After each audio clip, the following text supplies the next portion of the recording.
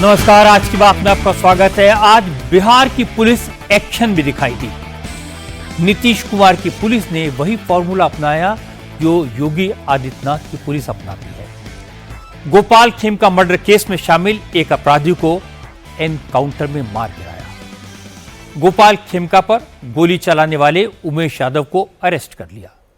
Murder के लिए सुपारी देने वाले बिजनेसमैन अशोक साव को भी गिरफ्तार कर लिया गया। पुलिस का दावा है कि गोपाल खेमका की हत्या के केस की साइंटिफिक तरीके से जांच हुई, सारी कड़ियां जोड़ दी गईं, अपराधी पकड़े गए, मोटिव भी क्लियर है और पुलिस का दावा है कि अशोक साव ने जमीनी विवाद की रंजिश की वजह से गोपाल खेमका के मर्डर की सुपारी दी।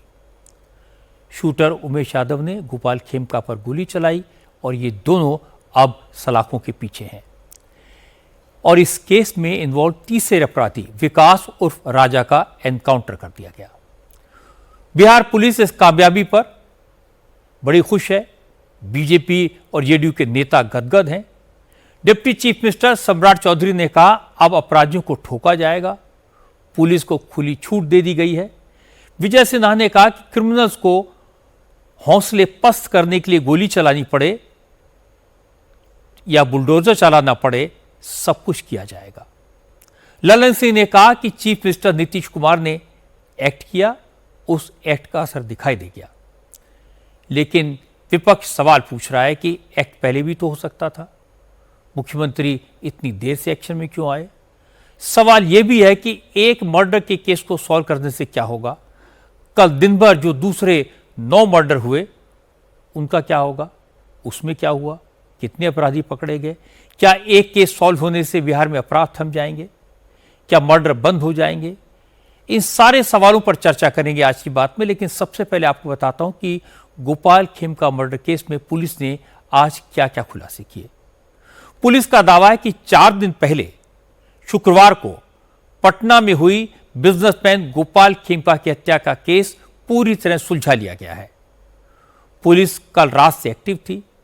सुबह सुबह खबर आई कि पुलिस ने पटना के माल सलामी इलाके में एक अपराधी को एनकाउंटर में मार गिराया।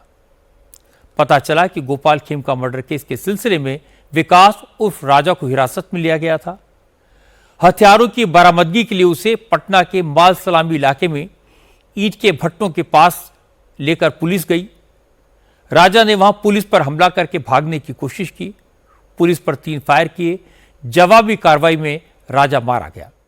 गोपाल खेमका मर्डर केस में सबसे अहम किरदार है शूटर उमेश यादव। पुलिस ने सबसे पहले उमेश को दबोचा। उमेश यादव कुछ महीनों से अशोक साव के लिए काम कर रहा था। पुलिस का दावा है कि उमेश ने गोपाल खेमका की रैकी की। उनकी हत्या करने से पहले उमेश यादव ने अपनी मोटरसाइकिल का नंबर हटाया। लेकिन गोपाल खेमका की हत्या के बाद जब वो भागा तो उसकी कुछ तस्वीरें आसपास लगे सीसीटीवी कैमरों ने रिकॉर्ड कर ली। पुलिस इस फुटेज के आधार पर उमेश यादव तक पहुंची। उसने पटना के माल सलामी इलाके से गिरफ्तार किया गया। उमेश यादव की गिरफ्तारी के बाद सारे तार एक के बाद एक जुड़ते गए। जिस वक्त उमेश की गिरफ्तारी हुई उस वक्त तो वो अपनी बेटी को स्कूल छोड़ने जा रहा था। उसने पुलिस को बताया कि गोपाल खेमका पर गोली उसने ही चलाई थी, लेकिन इस मर्डर की पूरी प्लानिंग अशोक साव ने की। अशोक साव ने ही इस मर्डर के लिए पैसे दिए, हथियार दिए। देखिए, इसमें जो हम लोग क्लू मिला था उसमें ना कोई चेहरा था, ना मोटरसाइकिल आ रहा था क्लियर उसमें, परंतु हम लोगों ने जगह जगह पर जाके छानबीन करना शुरू किया उसमें और पता कर रहे थे किधर से वो आए हैं, किधर से गए हैं। उसी क्रम में आगे बढ़ते बढ़ते दिन प्रतिदिन लगते हुए, दिन रात एक करते हुए उसमें आगे बढ़ा गया। अब एक नजर इस मामले हो रही राजनीति पर डालते हैं। पटना पुलिस के खुलासे के बाद बीजेपी और जेडीयू के नेताओं ने राहत की सांस ली। आरजेडी और कांग्रेस के जो नेता नीतीश कुमार पर हमले कर रहे थे उन्हें जवाब दिया। डिप्टी चीफ मिनिस्टर सम्राट चौधरी ने यह कहा कि मुख्यमंत्री और पूरी सरकार बिहार को अपराध मुक्त करने के लिए संकल्पित है। अब क्रिमिनल्स को छोड़ा नहीं जाएगा और आज का एनकाउंटर इसका सबूत है। एकदम अपराधी कोई नहीं बचेंगे। उमेश यादव ने हत्या किया, पूरी इंक्वायरी हो रही है, सब खुलासे हो चुके हैं। जिन लोगों ने भी इसका समर्थन किया है सबको जेल के अंदर सड़ना होगा। पुलिस अपने पूरी तरह स्वतंत्र है। कोई यदि पुलिस को जवाब दे रहा है तो जवाब देने के लिए पुलिस पूरी तरह छूट है उनको। आज बिहार से एक और बड़ी खबर आई। नीतीश कुमार की सरकार ने 2 बड़े फैसले किए। पहला, सभी सरकारी नौकरियों में बिहार की मूल निवासी महिलाओं को 35% रिजर्वेशन मिलेगा, 35%। और दूसरा, बिहार में पहली बार युवा आयोग का गठन होगा। इस प्रस्ताव को कैबिनेट ने आज मंजूरी दे दी। युवा आयोग इस बात की निगरानी करेगा कि बिहार के नौजवानों को बेहतर शिक्षा मुहैया कराई जाए और उन्हें ज्यादा से ज्यादा रोजगार के मौके मिले। युवा आयोग इसे सुनिश्चित करने के लिए सरकार के अलग अलग विभागों को एक साथ लेकर उनके साथ कोऑर्डिनेट करेगा। इस आयोग में 1 अध्यक्ष, 2 उपाध्यक्ष और 7 मेंबर्स होंगे। बिहार की सरकारी नौकरियों में महिलाओं को 35% आरक्षण पहले से मिलता था, लेकिन अब इसमें डोमिसाइल पॉलिसी लागू कर दी गई है। अब बात करते हैं महाराष्ट्र की राजनीति की, जहां उद्धव ठाकरे और राज ठाकरे मराठी और नॉन मराठी की सियासत को खुलकर हवा दे रहे हैं। बीजेपी डिफेंसिव पर है और एकनाथ शिंदे की सेना बीच की लाइन ले रही है। आज भी मराठी और नॉन मराठी के इशू पर जमकर हंगामा हुआ। राज ठाकरे की पार्टी एमएनएस और मराठी एकीकरण समिति ने मीरा भाईंदर रोड पर मार्च की कॉल दी थी। इस प्रोटेस्ट मार्च को मराठी स्वाभिमान मोर्चा का नाम दिया गया था। इसी इलाके में एमएनएस के कार्यकर्ताओं ने मराठी न बोलने के कारण एक दुकानदार की पिटाई की थी। अब बात करते हैं उत्तर प्रदेश की। यूपी में कन्वर्जन का इंटरनेशनल रैकेट चलाने वाले जमालुद्दीन उर्फ छांगुर बाबा के महलनुमा घर पर आज बुलडोजर चल गया।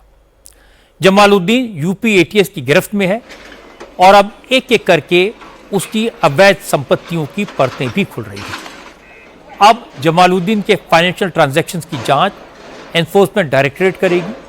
आज ईडी ने यूपी पुलिस से एफआईआर की कॉपी ले ली है।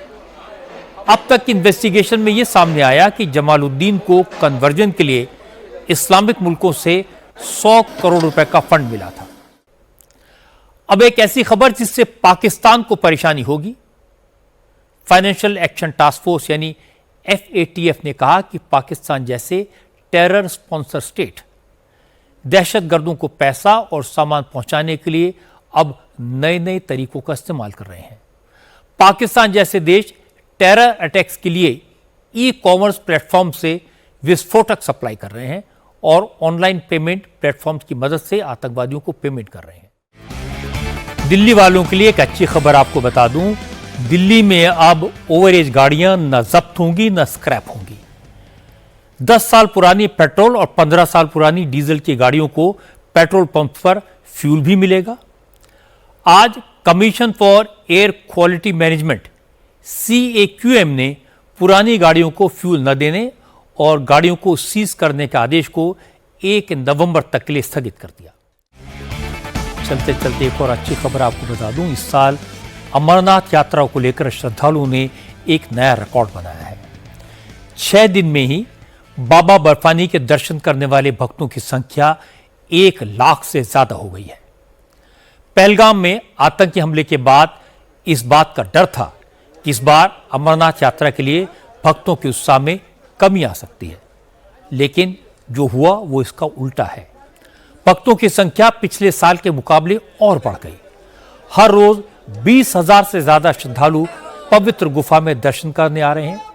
पिछले साल 7 दिनों में 1 लाख श्रद्धालुओं ने बाबा के दर्शन किए थे, लेकिन इस बार 6 दिन में ही 1 लाख की फिगर पार कर गई।